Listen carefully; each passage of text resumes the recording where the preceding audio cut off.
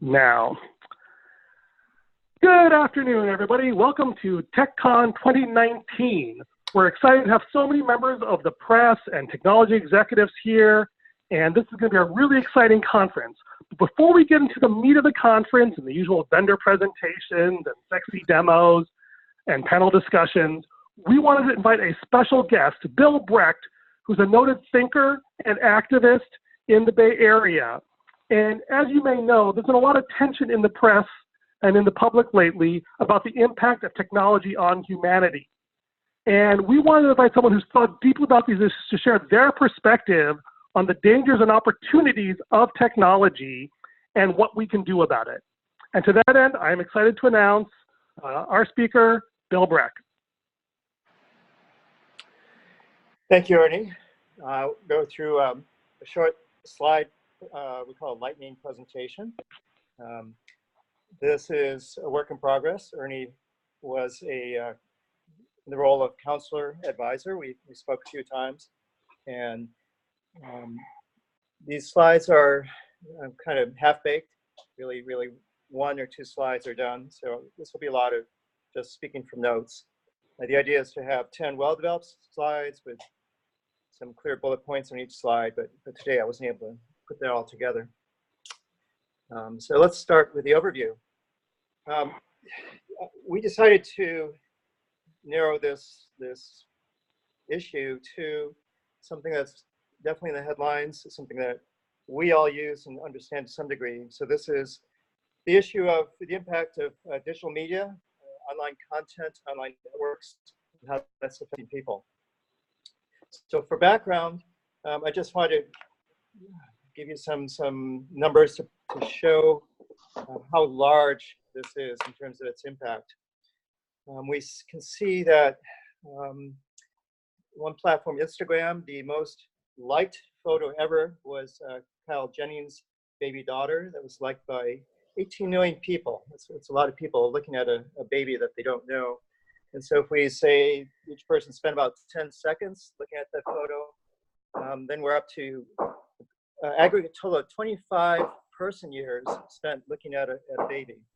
Now that's interesting because Instagram itself took less than 25 person years to build.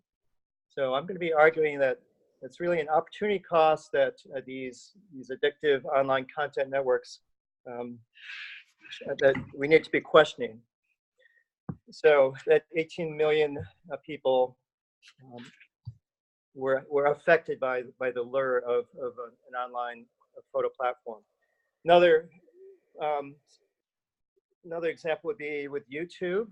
We see the numbers up to 1 billion hours per year viewing. It's not necessarily all cat videos, but it's not necessarily all advanced degree studies either. So let's put that in perspective. That amount of effort would be able to build 100 and some odd Empire State Buildings per year. Facebook, another pretty popular platform. So here, economists are looking at these in the same way that I've been looking at it. And this is a year-old number, but there's been at least $3 trillion worth of lost productivity as people spend time on Facebook. And is there a way that $3 trillion could have been recovered and spent in more beneficial ways? All right, that's a long overview. Next slide.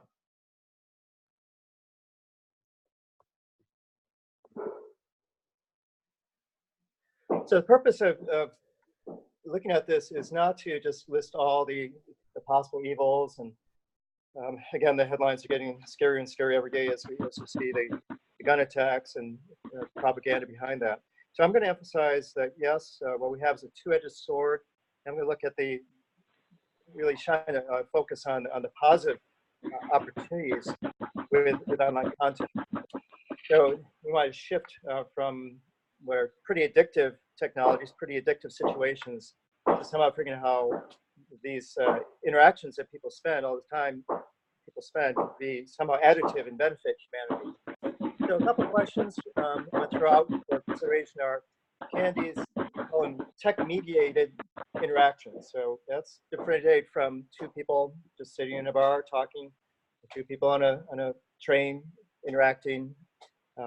These are interactions that have some very high powered, very sophisticated adaptive technology mediating those interactions. And it should be noted that the interactions are not necessarily just between two people.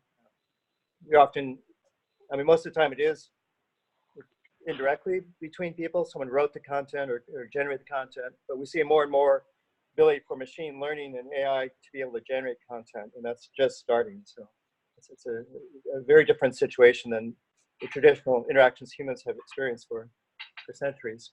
So can we shift those interactions to make them, just use the word tangible? And of course, just like Truthful, we want this to be enjoyable, just as enjoyable as watching cat videos, maybe more. And so those numbers, yes, there's a lot of brain power. That's the economic resource that I'm labeling behind that. Of course, in Silicon Valley, we're always looking at new and novel, so I have to put that in there. But again, the goal is what are new enriching opportunities that this technology makes possible? Next slide.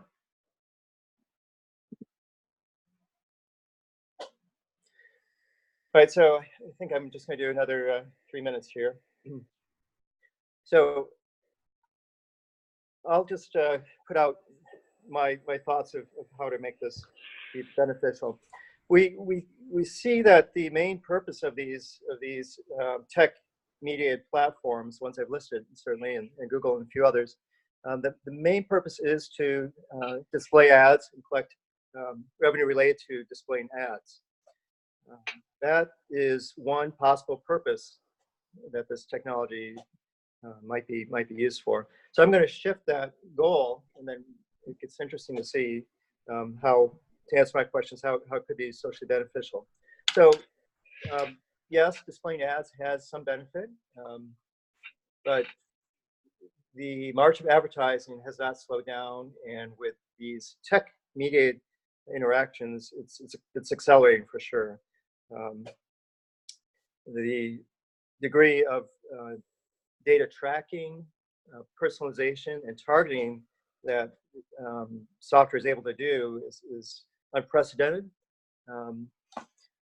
It's not clear where it's going to stop. Probably every 3 months, there's a new technique. There's certainly every month a new piece of data, a big category of data that's being collected. So the powerful capability of digital technology is it can be embedded everywhere. Ernie gave me a productive example. I guess really an analogy. In the past, we used to have food, and people ate food, but then with the introduction of sugar, that changed eating habits tremendously. So suddenly people were drinking colored water. They were eating lots of breakfast treats covered with various forms of sugar that had obviously a very negative impact on health and other areas of people's lives. So this is something that's happening even more with the digital technologies. Just like sugar is being added to food, the ability to collect data and to insert content is almost without limit. And we see lots of 24-hour sort of data collection scenarios already in existence, and similar amounts of progress in terms of having people spend more and more time in front of screens. I've read we're down now to only 3 hours per week where people are not of their spare time where people are not looking at screens. So that's 3 hours a week to interact with friends and family and bridge clubs and other things, and that number is dropping. So it is kind of like the digital sugar of our generation, and we need to figure out a healthier approach to using this. So let's go to the next slide. And this is maybe second to last. So here's my proposal. Let's again see if we can shift the purpose of this technology from displaying ads to other types of purposes. So I think that the technologies have tremendous benefits if we shift to purpose-built usages of these interactive platforms. So that's a new phrase, but I want to give you a couple familiar examples, and then we can see where I'm headed. One example of a purpose-built interactive platform is Wikipedia. Now that's not, in its inception, something that was designed to show ads. It was designed to collect and organize the world's information, to use a certain company's mission statement. And I think they've done a pretty good job with that. It is definitely something that has large usages, but it tends to be to have many specific purposes. So there's thousands, millions of topics in there, and so you see communities which are effectively interacting with a tech-mediated interaction. You see the ability to push it out to millions of people on demand, not based on tracking and profiling. So I think Wikipedia is one of the shining examples of a purpose-built tech-mediated interactions. Another one would be, maybe Amazon product reviews. So those are not, purpose is not to push ads. You say, well, it is to help sell products, but it's really to help users get information, to help them make intelligent choices. Again, that's millions and millions of people, if not billions, and it is not, doesn't seem to have that. There's just one purpose. It's multiple purposes. People have interest in a wide range of different product categories. You see people coming together, sharing their experience. Manufacturers can even get in on that discussion and correct and clarify. That's another common example of a purpose-built tech-mediated interaction that is very beneficial, at least when I'm shopping for gifts. I'm not an ad consumer. I tend to just make my own decisions. So that's my main proposal, to make this shift from an addictive technology to something that's additive. Welcome thoughts related to it. This is just, of course, an initial review presentation. I'm going to stop it short of that full 10 minutes. 10 minutes felt like it was a bit too much for this topic, and I'm going to definitely get your feedback in response to this, and here's some other views on this technology. Thank you. Okay, I am Chris Hahn, the Gospodar, also known as facilitator and moderator. Our response in collective idea generator today is David Gleason. So David, are you ready to jump right in after Bill's proposal to shift from addictive technologies to purpose-built tech media platforms? Yes, I am. I had one question though. I've noticed there's background noise, and I can't tell if it's online or if it's in the background. If there's sounds like construction work. Is yeah? So I'll shut off my mic. Yeah. It's okay. So that's you. Okay. Yeah. Okay, that's fine. If it's you, then yeah, that's fine. All right. Cool. Okay. Thank you, Chris. In my role, as I understand it, I am to sort of advocate for the attendees of this tech conference who are going to be. Oh, I'm getting feedback. Who are going to be the technologists creating these addictive platforms? So I think the idea is for me to ask some questions that are going to hopefully reflect the interests of the other side. Does that sound right? I think. Well, it's actually. Can you hear me? Okay. Yeah. Yeah. It's a little bit more. Not so much to advocate for them, but the goal is to help. Is that you're trying to put yourself in their shoes and help Bill understand how people are likely to hear and respond to his message, so that he can provide a more empathic and effective presentation next time. Great. Yeah. Thanks, Ernie. So yeah. I'll do what Chris suggested. I'm going to give kind of a summary of what I heard. And Bill, what I heard is you were talking about some of the I can't think of a better word, the deleterious effects of social media and the technology behind it, which feeds advertising, and stuff that we're all aware of, stuff we all use, and there's sort of an ongoing tension in society between the benefits and the costs. And it sounds like what you're advocating for is to sort of think through both sides, the strengths and the positive and the negative, and find a more productive way to use our time, or to sort of reduce the damage that's done to society or to our productivity. Is that even close to what you said?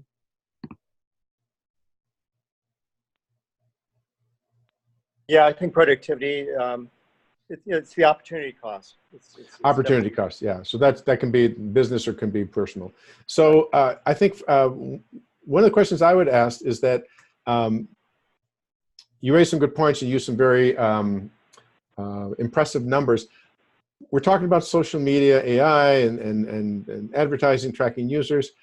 I'm wondering if it would be helpful to compare social media and how it is in sort of filled parts of our lives with earlier communication technologies like television and radio. Because I remember when I was a kid, television was called, I think it was Newton Minow who called it the Great Wasteland. And that was a big point of discussion. Television was an enormous time waster. School teachers hated television. And yet television has become also a form of education, as has social media. The other is radio. I know my parents, or my time, parents talked about how they would sit in front of the radio for hours, listening to all places all over the world. And I think that the greater question is, how do we measure productive use of our time when there's the issue of productivity, both personal and professional, and then there's the enjoyment of just enjoying life and communicating with others. Social media is definitely a double-edged sword, which you said. Is there a way for us to measure or evaluate social media that would give us kind of a scale of pros and cons? Is there a way to give, sort of like with calories, you're talking about sugar, there's ways to measure the cost of unproductive food, whether it's in calories or in glucose levels. Science has ways of doing this. Are there things you could share with us that would give us a sense that we have more control over this than we do now, or we could have more control over this than we do now? The other thing is just measuring cost versus benefit. I keep thinking of education. A friend of mine has a 12-year-old. You mentioned YouTube, and this 12-year-old spends half his day on YouTube when he's not in class, and he's learning about mechanics. He loves mechanics. He's 12, and he loves things like building bridges. It's a great educational opportunity, but you never know if he's watching that or if he's watching cartoons. But then cartoons have, so there's this spectrum of learning and time wasting, and we have to sort of, again, it's kind of a measure. Is there a scale we can use that would be helpful, say, to parents or to even to our employers to measure how our time's being used? Or would that just be another form of Big Brother watching over our shoulders? How does society or industry evaluate these things in a holistic way? I guess that's my main point.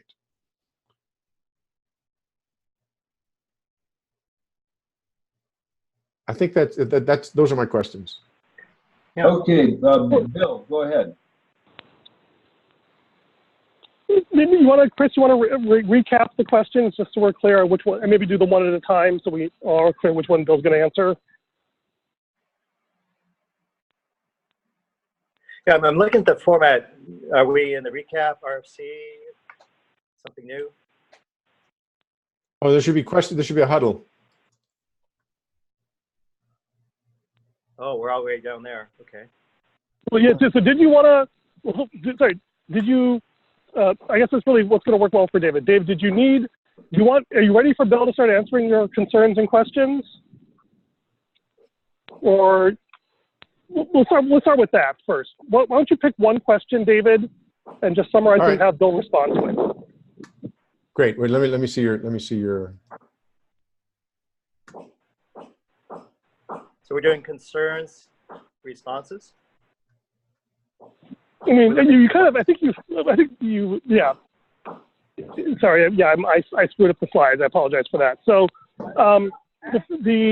let's take the first question David had. I think, which was that are there ways to measure the impact, or can we imagine measuring the impact of addictive media the way we measure, like, the empty calories in soda. And especially on a scale where there's a positive side and a negative side, and where does it fall on that scale?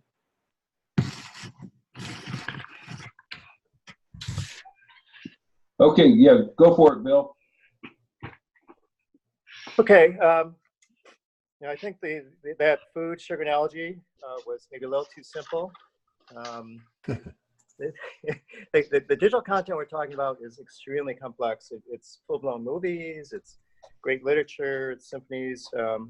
Geez. Okay, so Facebook is employing people to rate content. So they're at least trying to get rid of what they feel is extremely harmful content. It's not faring very well. So great minds in East Palo Alto haven't really come up with a metric yet for that. We can also say, well, geez, let's look at the high level metrics that happen. Are elections swayed?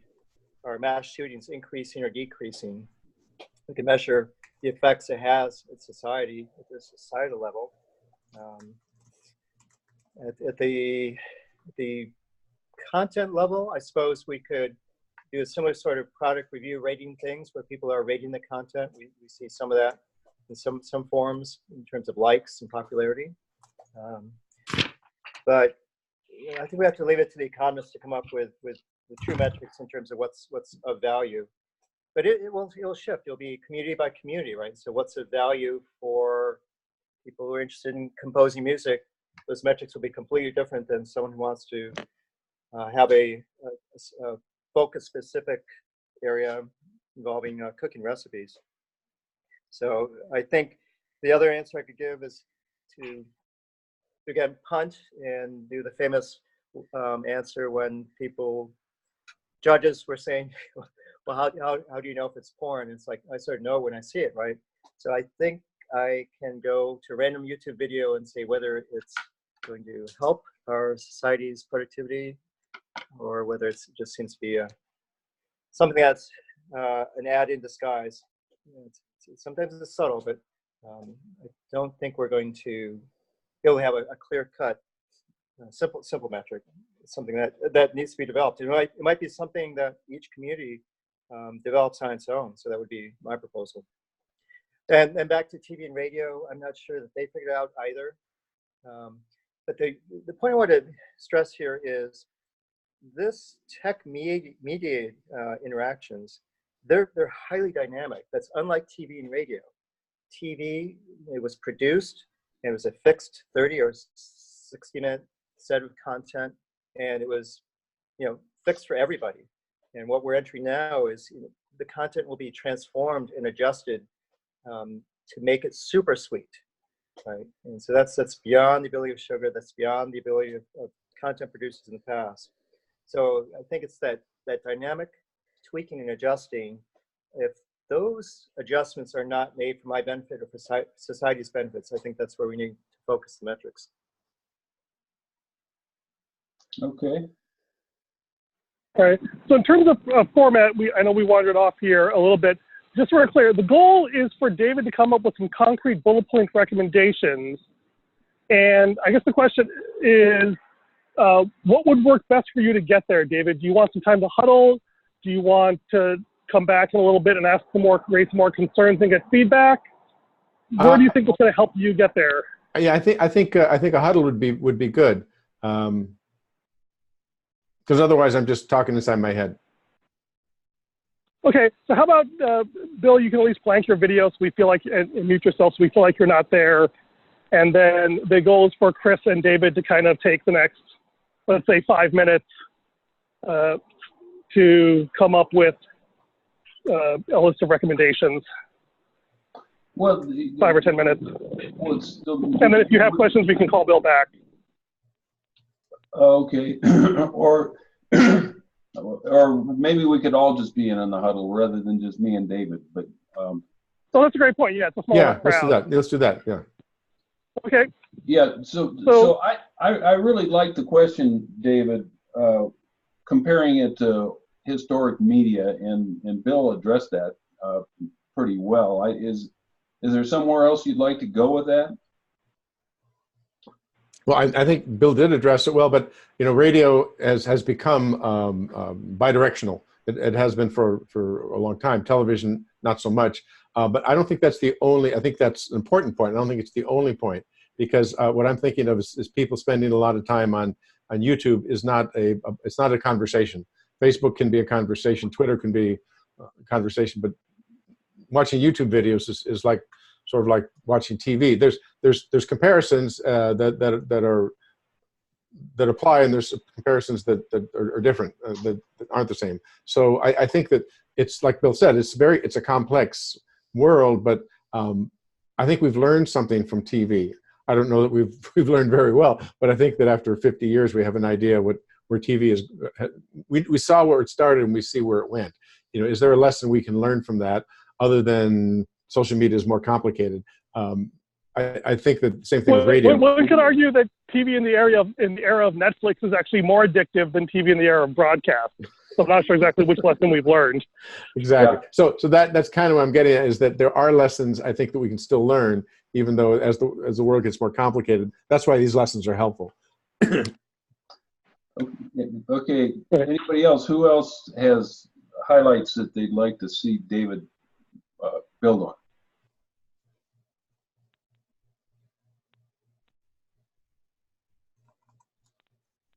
Let me throw up one thing.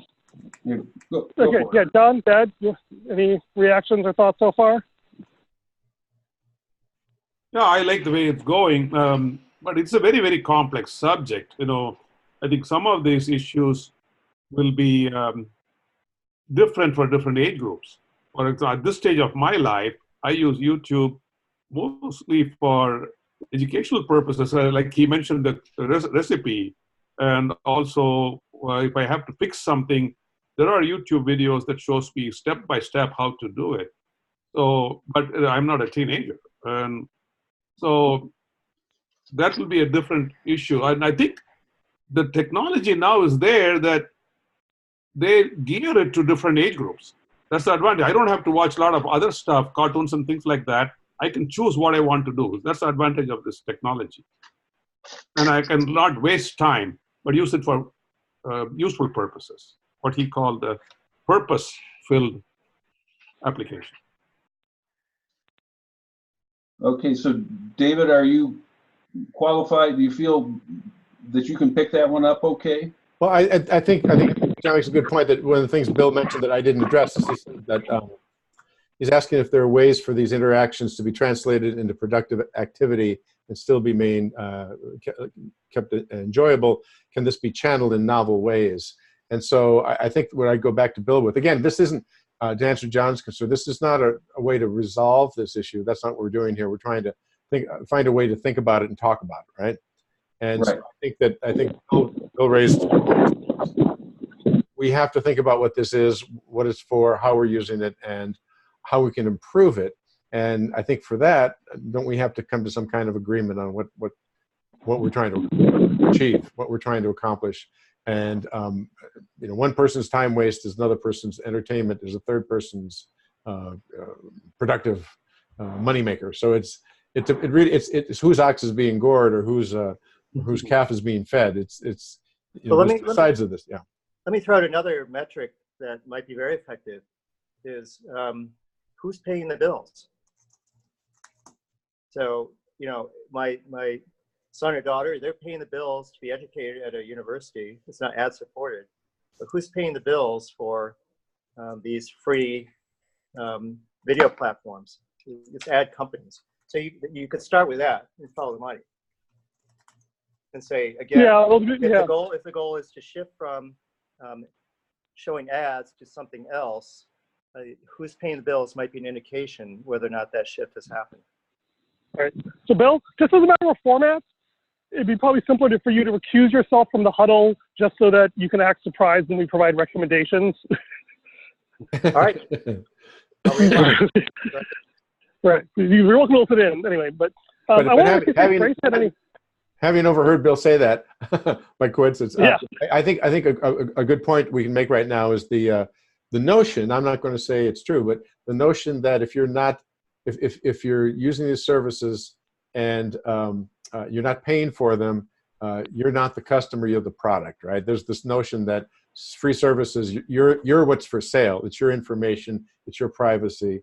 And so I think that's an interesting point it's an interesting kind of conversation to have the people who are building these platforms, because they're going to have a response to that. Yeah. I wanted to see if Grace had any thoughts or reactions at this point.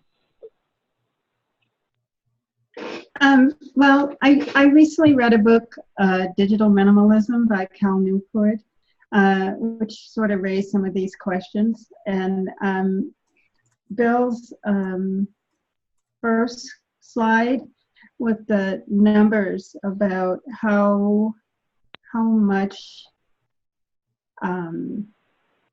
time, productivity, dollars are garnered by people's interaction with social media has two different responses depending on whether you are, the shareholder or president of Facebook, or if you are, the mother of a 14-year-old that's on Facebook or whatever the current social media platform of pubescent teens is. And so I thought that was quite interesting, and his notion that the response is different depending on, and the impact is different depending on which hat you're wearing. And in Cal Newport's book, he talked about us, the people, as the product, basically. That your time, your attention is what's for sale and what has been hijacked. And if you are a thinking person, then you'd like to recapture that by minimalizing the impact of social media in particular on your life. So it seemed to me that this discussion was quite timely in that regard. Okay. Okay, so I had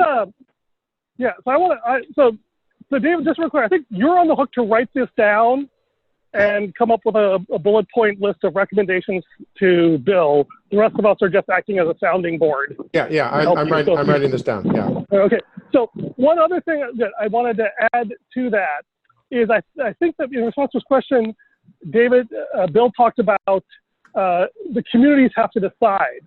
So one way to frame the narrative might be that, look, we've always had media, but the problem right now is that artificial intelligence plus tech venture capital money has supercharged the addiction engine of technology. And it's an unfair fight because the rest of us are doing this in our spare time while we're distracted by watching Facebook videos, whereas the people who are making this more addictive for us are even more well-financed and effective than the TV companies were.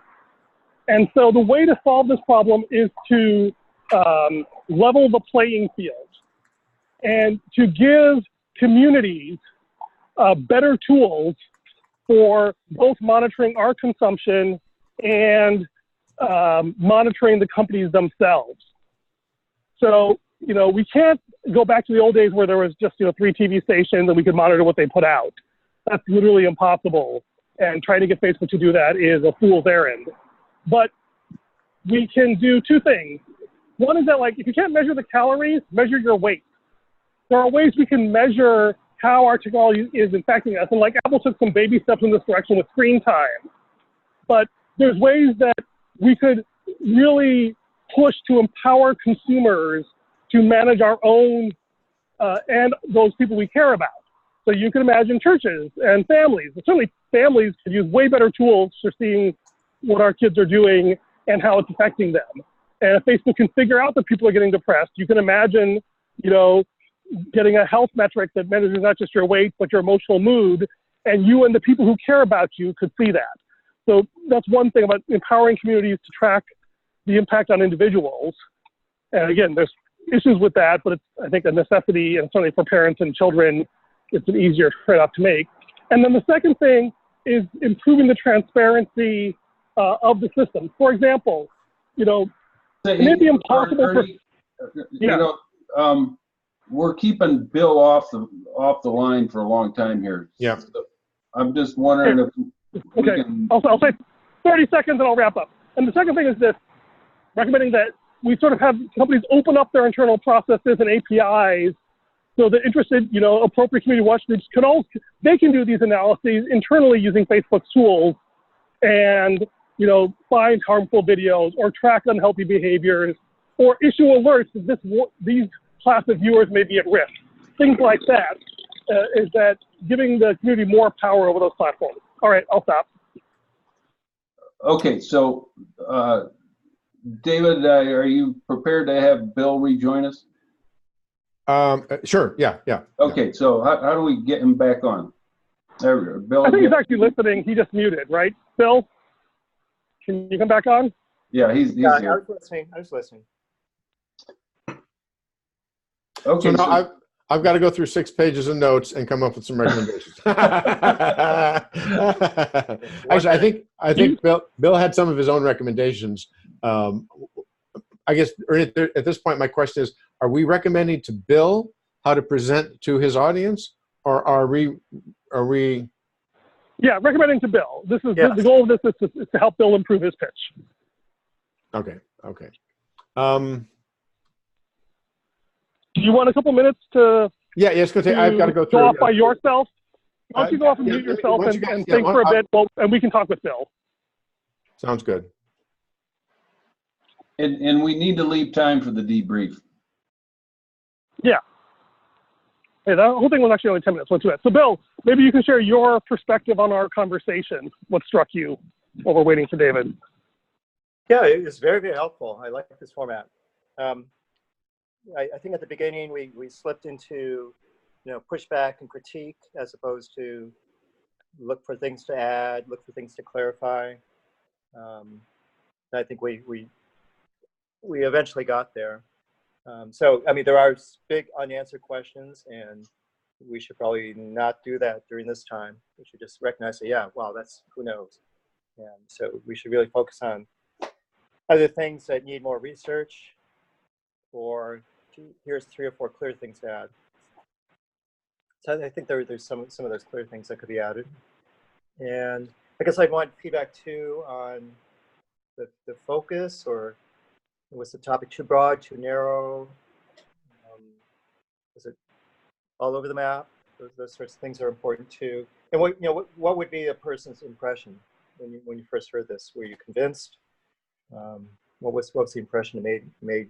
What do you think it will make on people? Well, yeah, we'll do that in a debrief. Okay. Well, I think. But actually, we can actually, yeah, this is part of the content too, and so. Given that we have a small crowd, we can do this now. So the debrief is more focusing on the format. But I think, like for David, I actually really like the framing of addictive versus additive.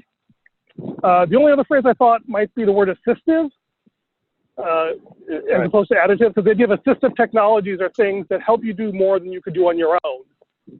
And I think that's an interesting mental shift. And I think the challenge is, I think people say, oh yeah, it's a problem, but there's a sense of feeling powerless to do something about it. So I think that coming up with at least some concrete proposal, even if it's just to say we need to spec out something like this, and this is a research project we need to start to figure it out, even if we don't know what it is, right, would give people a sense of something to rally behind that's a positive hope. Yeah, I like your point too, that these are super well-funded entities on the one side. Like Ray said, if you put on that hat, wow, things couldn't be better.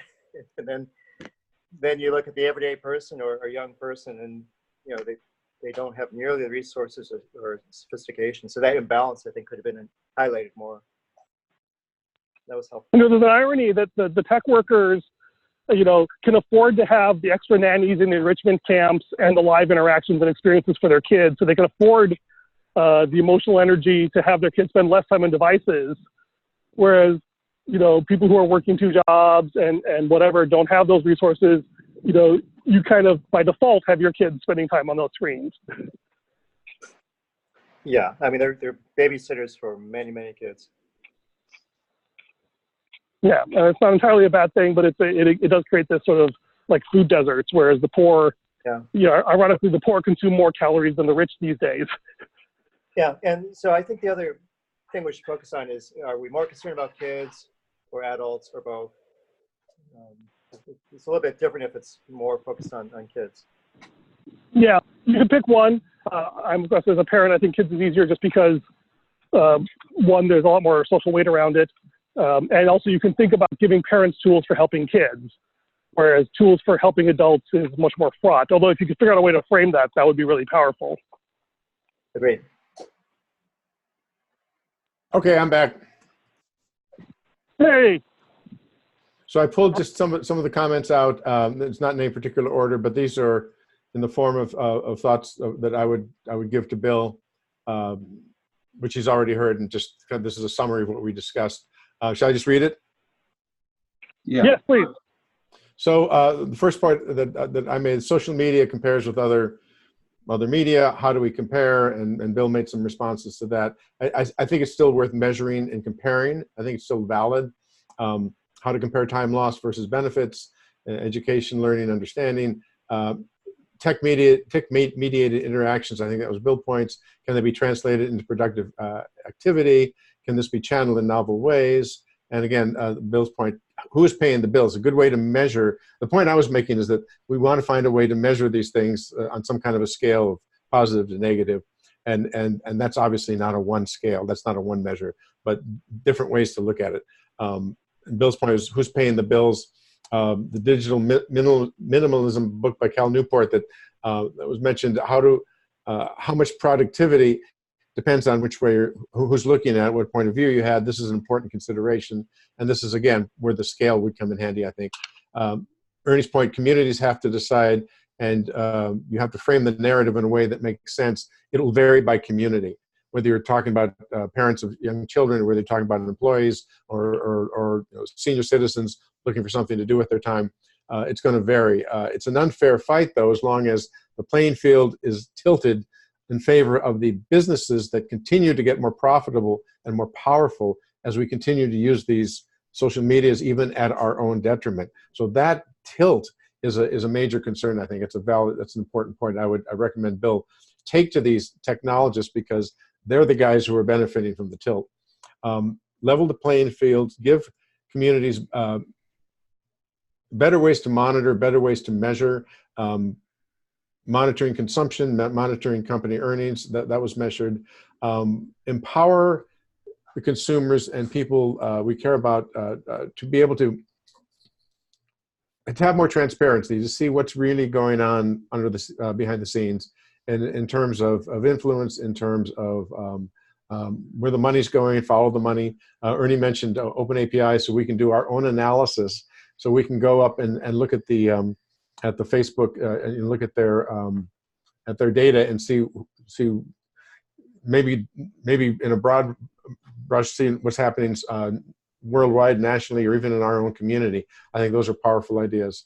What else? What did I miss? Is something else people want to add?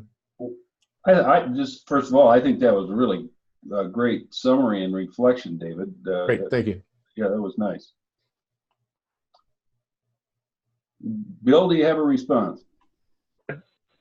Should we go to the Bill's reaction now? Yes. Yeah, I think so. So, Bill, what's your reaction to what David just said? Yeah. Can we try going through it point by point, or is that going to be too tedious for you? How much time would we have for this reaction? Well, we're at an hour now, so we're kind of limited. No, I mean, normally. So let's say 5 minutes. Yeah. Okay. Yeah, we started late too, so. Yeah, I would suggest that we put them up on the slides, so we could do it point by point. We don't have to do it today, but it's a process thing. Well, yeah. Do you have notes you can put up on the screen? Can you share those, David? Yeah, I can just put them in the chat. Oh yeah, that works too. Kind of long, but there they are.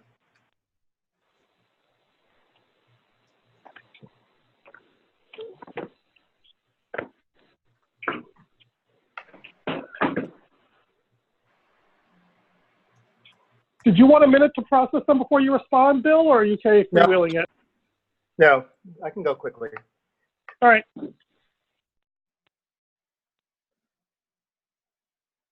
Is it up? Yeah, it's up. You just In the click chat. on your chat. Oh, in my chat, which I might not have. We can't get out. Oh, because you're on your phone, you can get to the Zoom app, and then you go down to participants, and then it'll have the chat under that. Technology. Wow, thank you for knowing that, Ernie. I see it. I press the button, chat, and there it is. Thank you.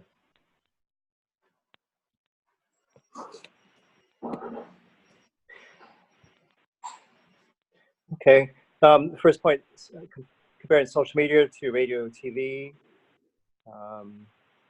Yeah, I think that can be helpful.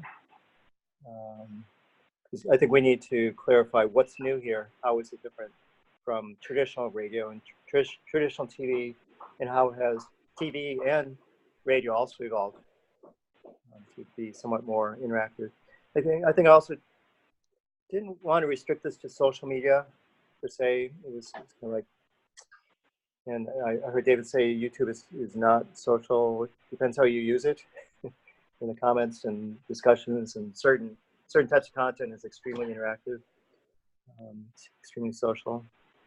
But yeah, so the radio, TV stuff could be helpful, especially like if there was, if we say let's really go after some metrics, some criteria. What metrics criteria did radio or TV develop? Do those carry over into this new space? Next point, how to measure time lost versus benefits, which between understanding. Yeah, okay, so assuming even schools have figured out how to measure quality of education, then we'll get back to you on that. But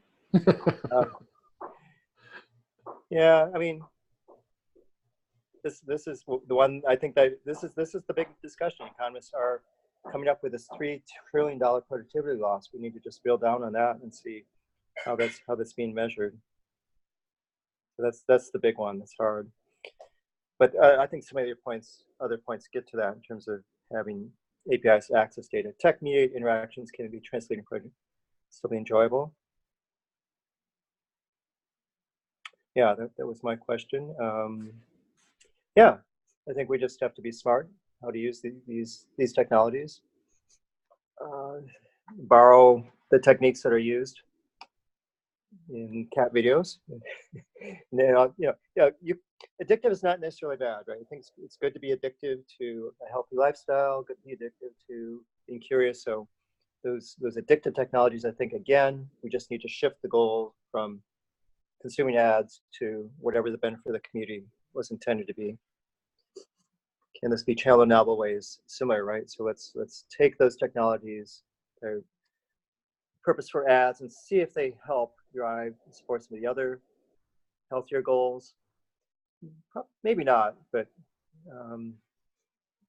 as Ernie said, there's billions of dollars being pumped into those technologies. So might be some of it that could be redeemed. I suspect there'll be some newer stuff created as well. Who's paying the bills? I think it's sort of like a truth in advertising thing that maybe could be displayed somehow. I was also writing down, it's kind of like carbon credits. Once the economists have figured out what's beneficial, what's not, you should charge the advertisers the true cost of that ad in terms of its impact on a person's mental health or greater society. Not just, display my bits sort of cost. Digital minimalism. Yeah, so we recognize there's those two camps, and we should highlight the big gap, right? That's the word. The tilt, right? I like that. That would be a nice graphic. I hesitate to say that Cal's recommendation, run in a cave, run away, is I'm sure he has more arguments than that, but right now, that is what at least Steve Jobs did in his house. So he's a somewhat smart guy. It seems to be the most effective technique. So that could be thrown out as, geez, look how bad it is. Smart people like Cal and Steve Jobs, they just shut it off. There are no good solutions. communities have to decide in narrative. Yeah, I think that's very exciting. Giving them the tools. There's that unfair fight, the tilt, solutions level playing field, the tilt. Yep.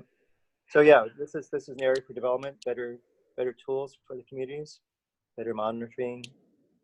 That's all good. Push and power consumers of people we care about.